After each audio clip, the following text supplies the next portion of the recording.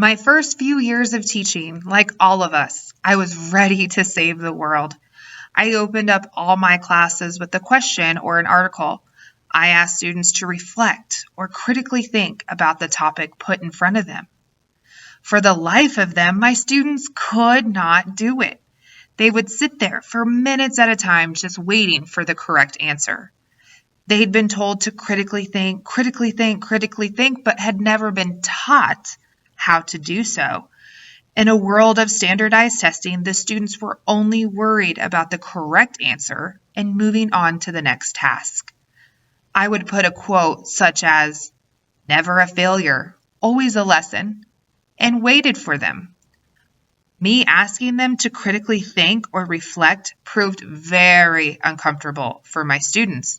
I was met with glares and wide eyes, pleading for more direction. The question had to be asked, how do we change this? The answer is like everything else, with lots of practice. We must first teach our students what it means to critically think and then ask them to do it. A lot, until it becomes second nature for them to question things. I find it most successful to gift students with starting questions, such as, what does this make me think about? How does this make me feel? This reminds me of, I agree because, or I disagree with this because. Ooh, next I should. Then I shove anything and everything in front of them to practice with. News articles, apps, quotes, current events.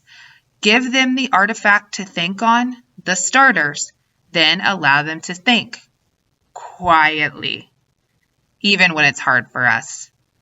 In a world full of technology, we must always keep our ability to critically think or reflect on the forefront of our minds.